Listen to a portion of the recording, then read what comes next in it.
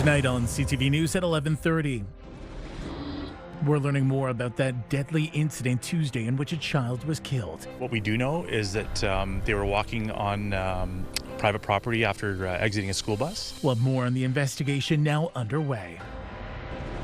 Plus, Sudbury has a new look to welcome tourists. We're excited to launch our new brand. As you can see, this is our new logo. Tourism officials are hopeful it'll attract new audiences and set the city apart. And construction season is now in full swing in Timmins. One of my biggest concerns is the medians that was put in at the Porcupine Mall. City officials reveal more on what drivers can expect over the summer. CTV News at 11:30 with Ian Campbell and Rick Wyman with weather. Good evening. Thanks for staying up with us. We're learning more about a tragic scene that unfolded yesterday in Sudbury in which a child was struck and killed by a vehicle. CTV's Madison Marier starts us off tonight. Police say a 6-year-old girl was walking in this neighborhood when she was struck and killed by a vehicle. What we do know is that they were walking on private property after exiting a school bus. They exited the school bus safely. It was 30 or 40 meters away on private property when the collision occurred. Emergency services responded just before 3:30 p.m. Tuesday when kids were getting off the bus. According to eyewitnesses, many families saw the collision. For safety reasons, I think we just have to be cognizant of the time of day. This is a time where there's children getting off school buses. It's after school. So any area that we, that people know where there's a lot of activity, just be very careful when we're driving in those areas. Community members placed flowers and gifts to remember the little girl. I really hate seeing something happen to somebody so young, and it's just ridiculous that that happened. Police say the driver of the vehicle remained at the scene. They add charges could be laid. We're encouraging witnesses, if there are witnesses, to come forward, and also if there's any video or dash cam footage in the area at the time. Sergeant Ramsey says police are applying for a search warrant and that this remains an active investigation. Madison Marier, CTV News, Sudbury. Timmins drivers are being told to expect delays as construction season gets underway. Several projects are planned along Highway 101, including work on Riverside Drive, Algonquin Boulevard, and the city's East End's connecting link. City officials say the goal is to improve road conditions and reduce problems like potholes, but drivers will need extra patience at some intersections such as Brunette Road and Highway 655. Business owners who attended a public information session today say they wanted reassurance that access to their stores would remain open during construction. By the time we get through this project, we'll be able to go from one end to the other without hitting any potholes or, unfavorable asphalt conditions. One of my biggest concerns is the medians that was put in at the Porcupine Mall and at Northern College. To me, they're like a couple hundred yards apart and two different designs altogether. So if somebody is to go down there and turning at the Porcupine Mall, you'd see how that's set up. Then you go towards a college and that median is set up altogether differently. Well, I wanted to come out and find out and make sure there was going to be no road closures while our business was open and running. We just want to make sure we had access at all times so that we could maintain guest flow. City officials say you can expect construction to continue until October. People are looking for authentic experiences, places that feel different and stand out. New tonight, a small crowd of those who represent Sudbury came out for a first glimpse of the city's new look.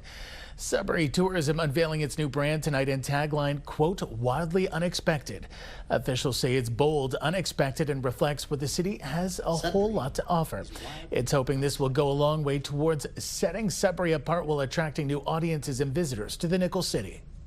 So when you're thinking of Sudbury and choosing this as a place to visit, wildly unexpected is what you're going to have on all of your adventures and experiences that we have here in Sudbury. From our iconic Big Nickel to Science North, the expansion of Dynamic Earth, surrounded by our 330 lakes. Well, this is a rebrand of certainly what's going on in our city, right? The fact that there's a lot of exciting things happening. This rebrand is bold, exciting, shows the transformation that the city is going through in a very positive way. So that's why it's so important that we unite today to celebrate this rebranding of our city. The city's new marketing campaign is expected to launch within the week and will be able to be viewed on discoverysudbury.ca by week's end. A report to City Council in North Bay says the Steve Omischel Sports Complex is on time and on budget. Workers are putting the finishing touches on the $63 million project. According to the project's manager's report, work on the interior is expected to be completed between June and August, with the formal completion date August 12th. The Twin Pad Arena and Recreation Center also includes a walking track, community room, and dressing rooms to support both indoor and outdoor sports. Timmins Council has approved more than $3.3 million in upgrades to the Victor Empower Airport. The improvements will include an addition to the departure lounge, renovations to the security screening area, and updating the airport's front facade. Council calls it a proactive investment and says it'll help reduce future maintenance costs on a critical municipal asset. The work is based on the recommendations from the airport master plan. Construction timelines have not yet been set. Timmins has designated the H.R. Bielik Building and Timmins Transit Terminal as properties of cultural heritage value or interest. The H.R. Bielik Building was built in the 1930s as a movie theater, and many of its original architectural and facade elements maintain the building's original craftsmanship. The transit terminal was built in 1916, playing a significant role in passenger rail in the north and supporting mining and development of the region. A project that aims to offer affordable transitional housing for Indigenous people in Sault Ste. Marie received its official start this morning. Officials from Missinaibi Cree First Nation and the federal government turned the ceremonial soil. The former Catalina Motel is in the midst of being transformed into a 33-bed transitional housing facility. The project by Missinaibi Cree comes in part due to a nearly $13 million investment from the federal government. The aim of the facility is to be a home away from home for Missinaibi band members as they work toward new housing goals. We're worried about our community members going from a space that they may have some challenges being in into moving into transition and then moving into permanent housing. So I mean, it's sort of a go between spaces that they may not be safe in into a permanent house. We need a mix of housing, from every single different level that people can call a home. And it's known for a fact that people cannot be successful. Our economy will not be successful. Our society will not be successful. Our community will not be successful when you have people that are homeless or facing homelessness. It's the right thing to do. Timelines for the project are ambitious, with goals of opening before the end of next year. A celebration for the reopening of a unique Sioux Education Institute took place today. The St. Kateri Outdoor Learning Center has been challenging traditional learning for more than half a century. High in demand, the Huron-Superior Catholic District School Board is making the decision to expand the facility, adding on a new classroom, outdoor washrooms, and accessibility upgrades among a number of renovations. In total, $1.8 million has been spent, allowing the board to keep up with the many young learners eager to get outdoors for their education. We had greater interest for the elementary program, so we had to increase student enrollment in that, so we needed to open another class. In addition, we had demand from our elementary schools where teachers were saying, that one day isn't enough. I want to come here more. I grew up in the country and, on the farm and stuff. There's book smart and there's common sense smart. And sometimes the two intertwine, but sometimes you have to learn them separately. And later on in life, then you realize how important it is. It's a great thing to learn about how nature can provide, what that nature can provide us, right? Last year, the board used portables and the other outdoor amenities for teachings at the center. This school year, students have had full access to the new space. The Timmins Fire Department is kicking off its door-to-door campaign to help ensure residents have working smoke and carbon monoxide alarms. The campaign began today and will see crews visiting homes from now until October. Ontario's fire code requires working smoke alarms on every floor of a dwelling and CO alarms on every floor of homes with fuel-burning appliances. Crews in Sault Ste. Marie also started their door-to-door campaign tonight. One person is being assessed in hospital after recently returning to Ontario from East Africa as parts of that region grapple with an Ebola outbreak. In a statement to CTV News, the Ministry of Health says one patient is being assessed in hospital following recent travel to East Africa, and that out of an abundance of caution, the patient is being tested for a range of possible infectious diseases, including Ebola virus, given their recent travel history. It says all appropriate infection prevention and control measures are in place, and there are currently no confirmed cases of Ebola in Ontario. About 130 education workers rallied in front of the Northeastern Catholic District School Board today in Timmins.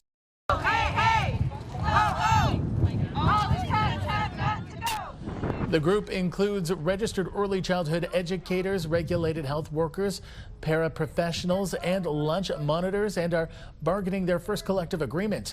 Representatives from CUPE Locals 4681 and 468102 say this follows ongoing talks with the Ministry of Labour that issued a no board report last Wednesday, starting a 17-day countdown before a legal strike or lockout position. The union says the board is looking for concessions on benefits and vacation time. I don't understand why anybody's offering concessions at the table. It's going to impact these workers.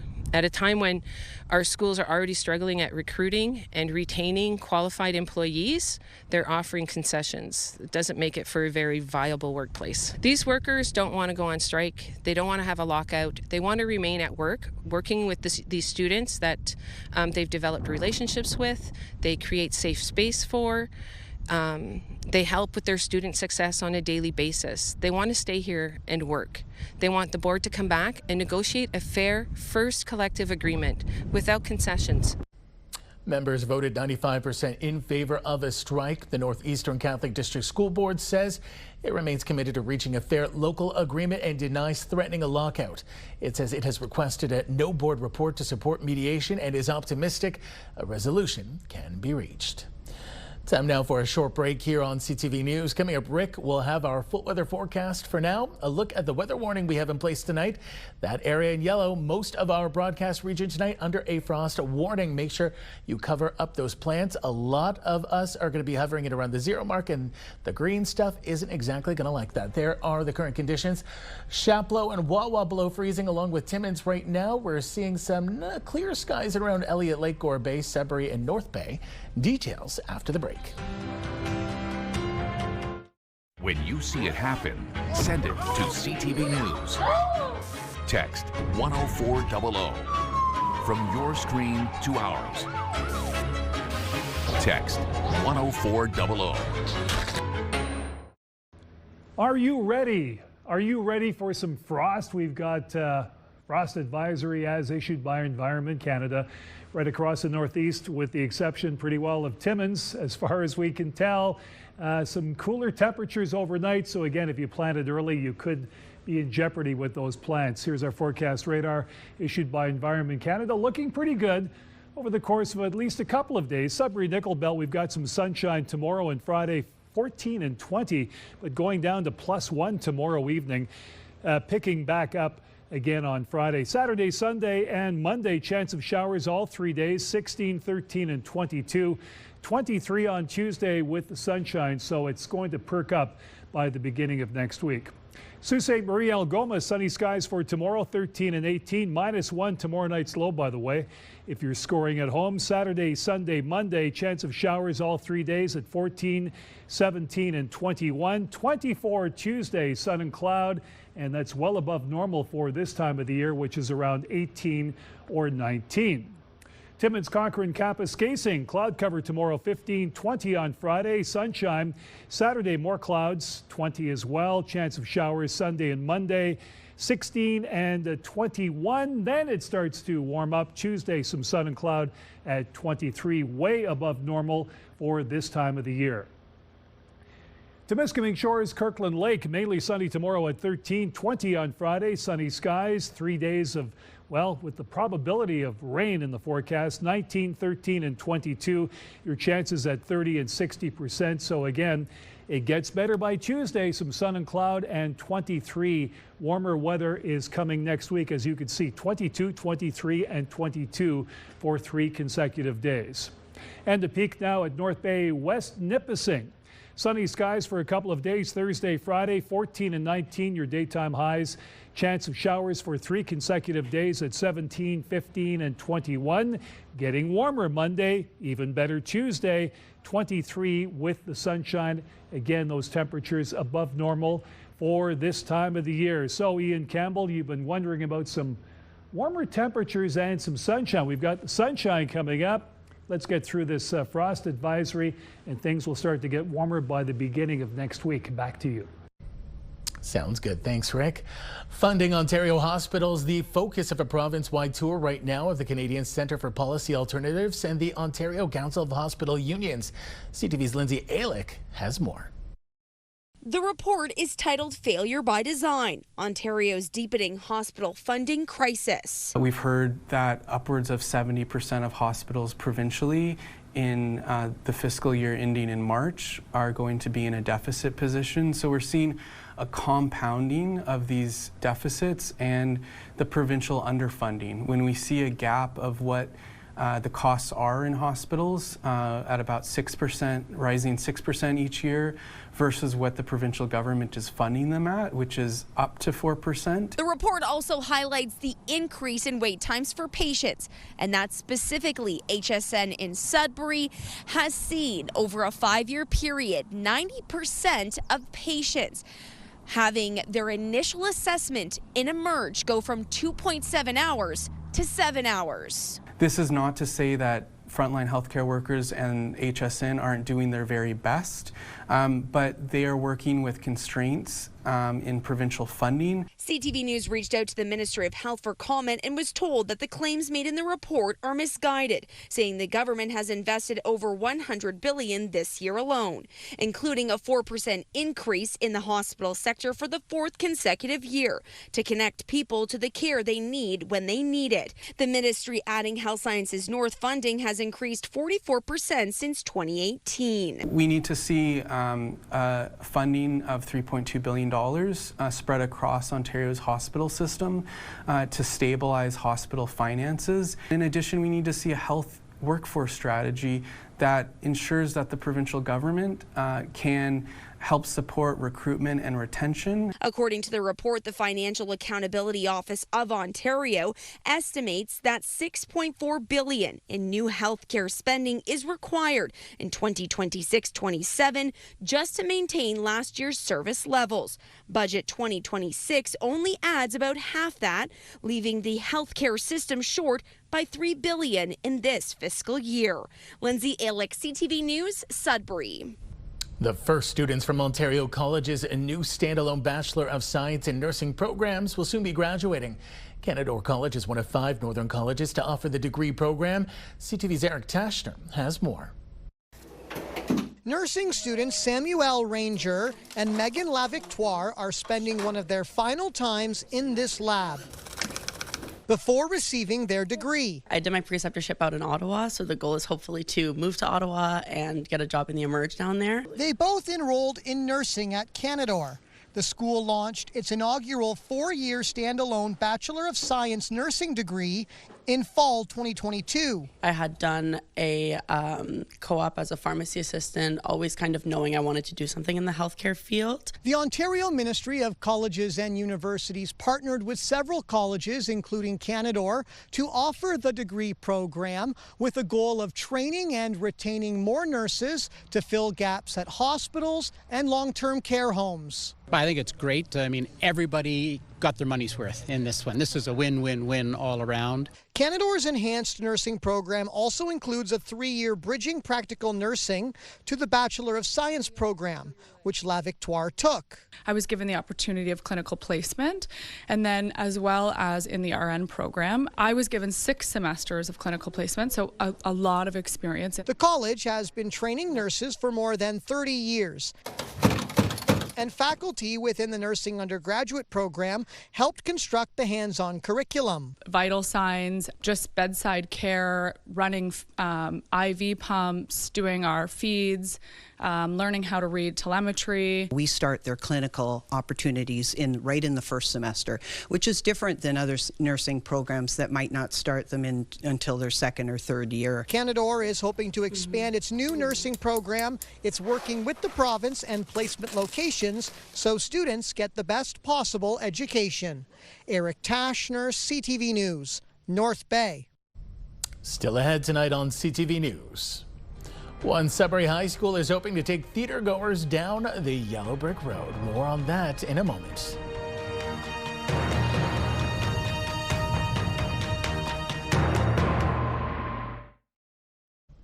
Today, the Sudbury Food Bank hosted its Spring Give, an initiative that provides money to area food banks and partner agencies to keep meeting the growing need. CTV's Elena Everson reports.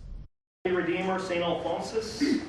The Sudbury Food Bank hands out checks to 32 area food banks and partner agencies to help meet the need as the number of people living with food insecurity continues to rise. Needing help from somebody else is not easy to ask for, so being treated fairly and with dignity by our member agencies makes all the difference in the world. It has a huge impact on the people that need help. The food bank also held a volunteer appreciation barbecue for the hundreds of people who keep the 22 food banks going across Greater Sudbury. I mean, that's exactly what makes the food banks work, right? If it wasn't for all of our volunteers and our staff, I mean, the food bank wouldn't be running. So whether it's sorting, distributing, all of the collecting, all of the things that our volunteers do each and every day to make the food bank run.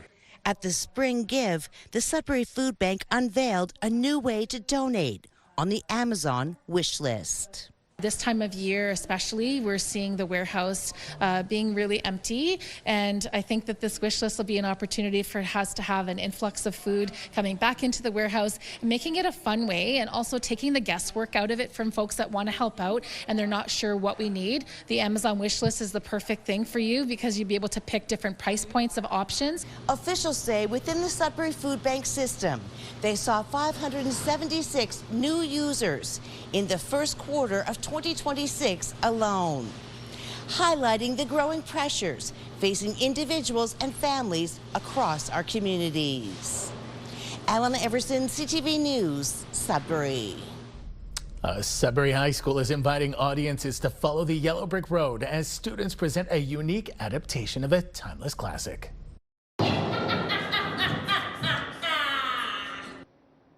The Sault Secondary School students are putting the final touches on Somewhere Over the Rainbow. While it follows the traditional story of the Wizard of Oz, this adaptation has a major twist. It's not a musical. From acting to set design and stage management, the production has been a months-long collaborative effort. We started painting it in early February, just painting over the last set, and we've only just finished about last week, so months of work. She's a super fun character to play. I like the aspects of her and everything, how she's trying to navigate through Kansas and find her way home with her best friend Toto. The play will run from Thursday, May 28th to Saturday, May 30th at LaSalle Secondary School. Representatives from 3 Sudbury charities had a lot to smile about today when the results of a sweet fundraiser were announced. Totals from the recent Smile Cookie campaign in Greater Sudbury were presented to 3 charity recipients. Those are Health Sciences North Foundation, the Sudbury Food Bank, and the CTV Lions Children's Christmas Telethon. The money was raised from the sale of Smile Cookies at more than 24 Tim Hortons restaurants across the city. The wonderful funds that we raise through Smile Cookie campaign will assist in priority equipment that we need at the hospital. So in the past, we've had money going towards MRI, PET scanners, and various programs that are priority items at the hospital. This time of the year, our warehouse is looking pretty empty, especially after the Edgar Burton food drive, and that's their big push for the end of the year, obviously. But any kind of influx of money like this is always very helpful. Without the Tim Hortons Smile Cookies and the owners of Tim Hortons Smile Cookies, we cannot make the telethon. At least 30% of the money comes to the telethon. It's from the Smile Cookies in Sudbury. Sudburian Thank you so much for supporting us, supporting the telethon, and any other organization in the Sudbury area. More than $218,000 was raised. Way to go, Sudbury. Finally for us tonight, Sault Ste. Marie Police making an interesting find. During a recent integrated municipal team initiative, Constable Roy Peterson, a certified pilot with traffic services, used a drone to help officers safely assess a wooded area before entering. But the investigation found more than they bargained for: a sleepy little fox curled up for a peaceful snooze. Sault Police telling the public the fox was left undisturbed and no arrests were made.